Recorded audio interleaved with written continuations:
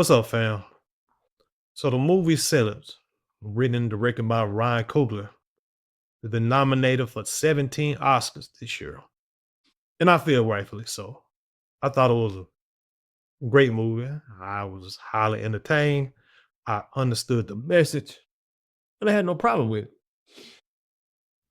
But every now and then, you always have that one person who has a problem with something, not just because they just think it's a bad movie, but they have to put race into it as to why it was bad or why it was overrated. Matter of fact, look at this post here. This is from Matt Walsh, hardcore conservative. We all know his take on elemental P community, transgender. He likes to talk about the crime rate in the black community, things of that nature. Well, he's put this post up here dissing Sinners and Black Panther also. So he must just don't like Ryan Coogler for some reason. But let's read together. He said, "It's like when everyone pretended that Black Panther was some kind of cinematic masterpiece. Everyone knows what's going on here. Almost all the praise is exclusively because of the black cast and director. Easily one of the most overrated movies ever made." Well, I want to know, what movies does he feel should have got those 17 nominations besides this movie? I always know 16 nominations. I'm sorry. I don't even know what the nominations were. Matter of fact, I might look them up here in a second just to see what they nominated for. But Mr. Walsh, the racism is seeping through your pores on this one right here. You say we pretended that Black Panther was some kind of cinematic masterpiece. Now, I'm speaking from a black man's perspective. I enjoyed the Black Panther. Only part about the Black Panther I didn't like was that somehow it's highly advanced above every other country and nation in the world. This highly advanced country has been living on its own, got technology beyond your comprehension, your people's comprehension. I know it's a fake move, but here we are. That somehow this country that could survive on its own all these generations somehow is about to be destroyed or taken down by entity, by some little regular human. And also, let's see. Well, pretty much got infiltrated by one of your people, which helped some brother go in who he was actually trying to bring all this technology and knowledge to the black communities of the world to help them get from the situation that they're in. It was about to be destroyed. Somehow was saved by some little nerdy old white man who had a small role in the movie, but somehow he was going to save the world. I didn't like that. And Black Panther 2, I didn't watch it because, Bill had Biden administration. Yeah, I believe that a lot of things were shifted a certain way because of politics. And I think this whole Black Panther being a woman is that third, but that's a whole different story. But now we're talking about Sinners. And again, I think this was a great movie too. Because I think, Mr. Walsh, like your problem is that you don't like movies where black people tell their story. You understand? Because even Black Panther, most people were on the side of Killmonger because they understood what he was talking about. And that's the other part I like about it, because somehow Killmonger died and the Black Panther, he still lived and was able to keep all that stuff from the black community, but yet they were willing to give a technology and ideas and concepts to all them these white nations across the world. So hey, I mean, like I say, I didn't like that storyline, but as for an entertaining film, I enjoyed it. Got a DVD in the living room. Same thing with Sinners. I have this DVD, but it came on TV the other day and I watched it because, like I say, I like the story that it tells. And I think that's the problem Mr. Walsh has. He don't like when black people make movies that tell their own story. Now he's saying it's overrated. And you know what? A lot of people in these comments, let's scroll down here. Look at some of these comments. Because this is what really what I really want to get into also. So this is someone talk about Matt Walsh and his obsession with black folks. Oh, this is what that the way of Matt Walsh. Matt Walsh, man. Sometimes them folk, anyway, we just be looking. Yeah, he said I liked it better when it was called From Dusk Till Dawn. Now Ryan Coogler said that he got a lot of inspiration from Dusk Till Dawn. Matter of fact, he said that he got inspiration from Dusk Till Dawn, The Faculty, Twilight Zone, and just Delta Blues all together. Cause from dusk till dawn, it said he like, to say how, said, well, the whole vampire situation, but it ain't like from dusk till dawn is the only vampire movie out. You know, so there's a lot of vampire movies that have been out throughout the years.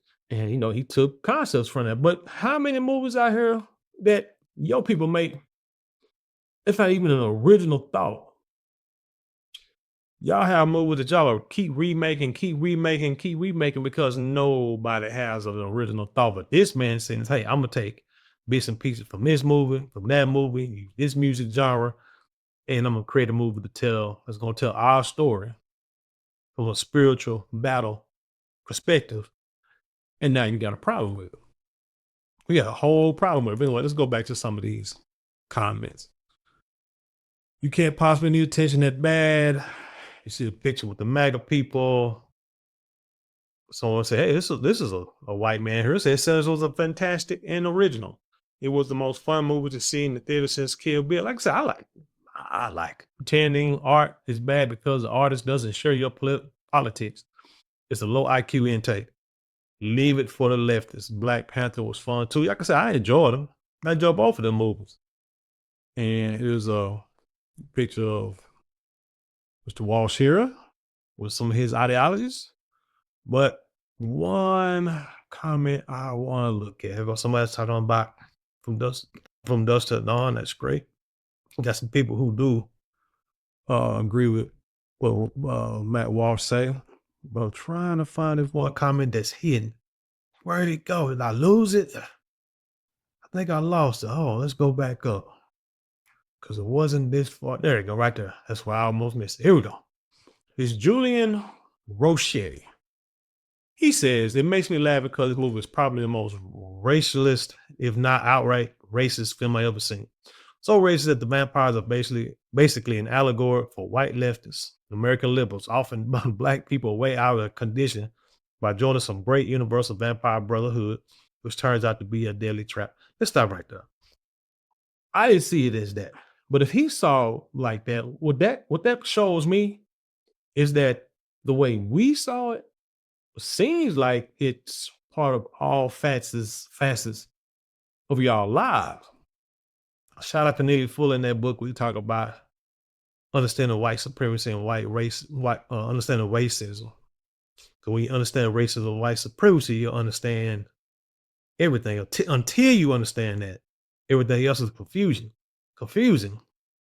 But after reading his book, I understand what he's saying, because from what I got, it's about entertainment. And the movie was about entertainment. It was about, like, let's say, the music business. Okay. Like, you have blues, R&B, rap. Let's just take those three genres that we know that we created. Start on the Chitlin circuit or started, small time in the neighborhoods making this music. And at first, your people thought there wasn't going to be nothing. But then, Negro League baseball, it's the name of another thing. But then, when you start seeing that we making money, having fun, music sounds great. And you're like, huh. Look here, matter of fact, I got money to give you. I got money to spend. This is like old money. All you got to do is just let us come in. We can make beautiful music together and, make a lot of money together. And you'll make a lot of money because I got the money to give you. everybody be happy. But then once y'all got a hold of our genres of music and took over those genres of music, now, as usual, movies in Hollywood too, y'all make the most of the money, and we left with crumbs. Now we put on Front Street to make it look like basketball, ABA. We make it, y'all make it seem like to the average viewer that we're making so much money that hand over fist, that we're just getting rich off this stuff. But then when you go back and look at the contract, because I used to study music contracts, I told you I tried to get into the music business, thought about it, actually tried it, didn't work out. Kind of glad it didn't, because I see how the entertainment business in Hollywood works, and I just couldn't do nothing like that to my people, anybody like that, or have anybody do me like that. Uh, when you go back and look at these contracts, and you could sell 1,000,000 records and still owe the record company money, and then these record executives own your publishing and the rights to your songs, and you ain't making nothing. And a lot of these entertainers still, like Smokey Robinson and Diana Ross and these cats, Frankie Beverly Mays. I know a lot of time people do it for this, they enjoy it or for the love of it. Ozzy Brothers, but these cats should be really retired somewhere, and they still out there performing for money. Instead of doing like little shows here and there just because they have the love of the music. Like my man on Sinners, who was, you know what I'm saying, still performing in little clubs. I'm making a whole lot of money, but hey, you know what I'm saying, you doing what you're doing. Like I said, because he had the love of the music, man, gave up to preach it in the gospel, in the word, to go out here and be a sinner. That's another powerful message in the movie. But you took it as liberal. I took it as record label executives offering black people way out the ghetto, out the hood, and signing them contracts with a little money and a gold chain and think they doing something, and turning right around, sell millions of records and still living in their mama house and having on it. But the only way they can make money is to go out and do shows. And then once they find out they can make money doing shows, once some folks see that they making their money, now they start making these 360 deals to where they want money from everything that you do. They want to only control you as an entity. Don't want you to have no kind of freedom. That's just greed while they sit back and make money, feeding their kids, their grandkids, while you have nothing. That's what I saw. That's what I saw. The vampire was just infiltrated, trying to get into black culture, which is what is done all the time and has been done for a long time. And to take it over. And the people that were, hold on, let me keep going. Let's see over there. Let's see, offering black men without condition, joining a great universal vampire bro, which turns out to be a deadly trap. It is a deadly trap. Because like I said, they fool you out. Drug addicts, still go to prison, putting this music out, you know what I'm saying, deleting each other, dissing each other, fighting each other, you know what I'm saying? And then folks just sit back and don't care as long as the money come in. Fatigue, so racist that the person who lets the vampire into the black community is the only nice white woman, open-minded, accepted by them. It's amazing because actually, back then she would be considered black. If somebody found out that she had 1% of black blood. But now you say she's a white woman. A neat way of reminding us that the danger comes from white people, even and especially the well-intentioned ones. She just got caught up in the system and didn't know it. She's being used as a pawn to infiltrate the new joint. So what really makes me laugh is that the leftist completely misses this. I saw some talking about the film and not understanding why the vampires were portrayed as cosmopolitan. I don't know what the hell they mean. Since in their minds they were supposed to represent far right races attacking the black community. No. See, that far right, that liberal, all that kind of stuff. Come on, man. Leave the politics out of it. Like seriously, because the majority of us who saw the movie didn't think nothing about politics. But no, black racialists today, like the director, are mostly angry at white liberals. Man, I don't care if they're liberals or conservative or indifferent ain't got nothing to do with politics. It's got some everything to do with how you treat us. And liberals and conservatives do the same doggone thing. What the movie is basically saying is stay within your communities. Anyone who offers you some grand universal community is lying. They're an enemy. Well, for the most part, yeah. I mean, just look at it. Like I said, the movie explains itself. And then we have like a lot of black soldiers go after these, join the military, go after these wars, and they come back and still get hit with more racism when they got back, even in uniform, but went over there and fought for the country. Come on, man. And a lot of them I know because I got a homeboy who dad took forever to get all his benefits from serving in the military years ago. His dad, who's thinking in 70s, 70s or 80s right now. Come on now. Like, let's be honest. It said, welcome to the world of communities, the end of universalism, the end of leftism, really. And the fact that this movie is being celebrated by a crowd of American liberals, I'm not a liberal, brother, but no, have been, never will be, who didn't even realize they were the main villains is honestly very, very, very funny. Here's the thing, man. This dude made a movie talking about the one specific element of life. He told our story, he told it truthfully. He used spiritual warfare as a backdrop, and y'all don't get it.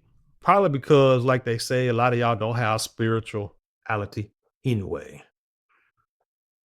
Which the more and more people like him talk, the more and more people start to believe that. Like I said, this was an excellent movie to me. Now you got people like I said, who don't want to see it because it's funny because you have religious people who don't want to watch it because they say it's like it's about vampires and demons and this, that, and the third. And I told y'all in the previous video, that's why you need to watch it. As a Christian or whatever you want to call yourself, you need to watch that because it's telling you that how this is a spiritual battle.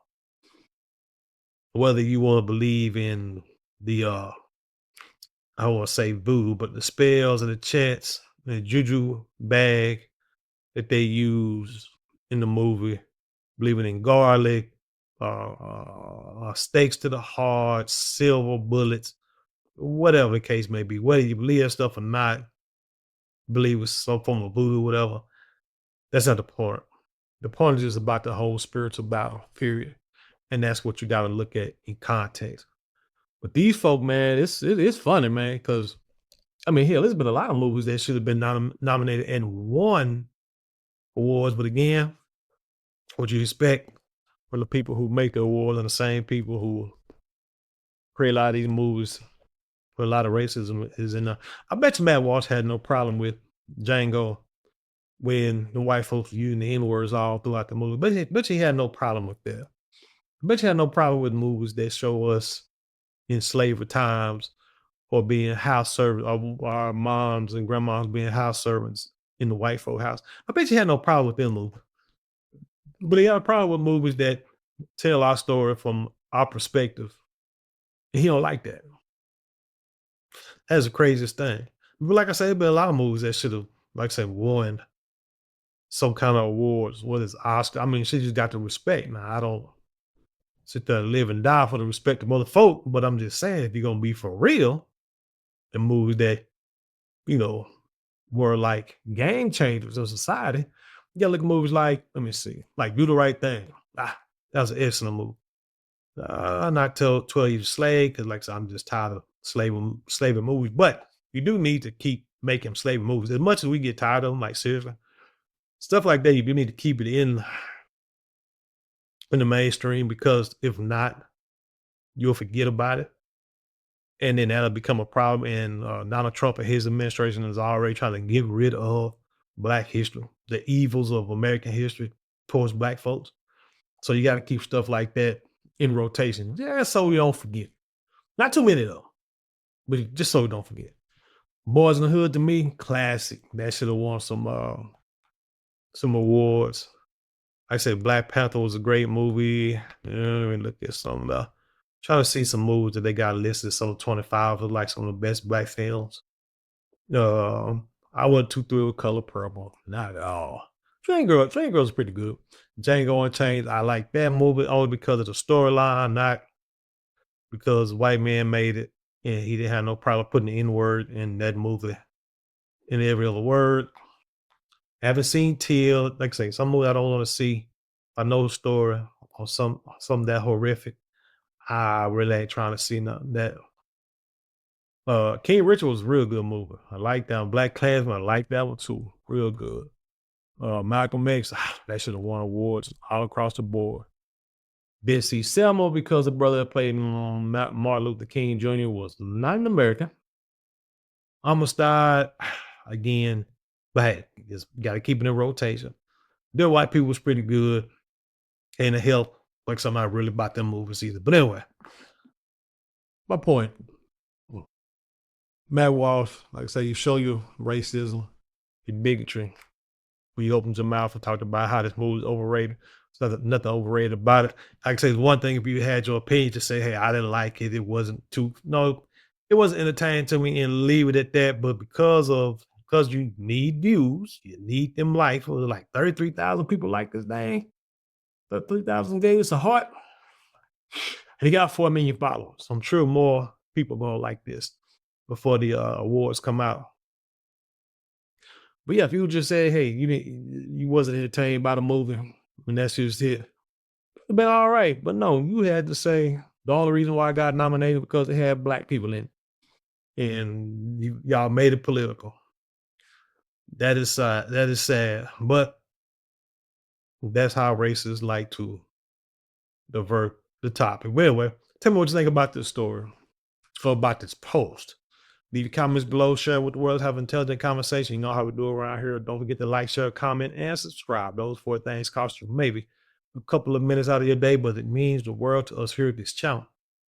And with that being said, I leave you in peace and love, and I'll see you on the other side.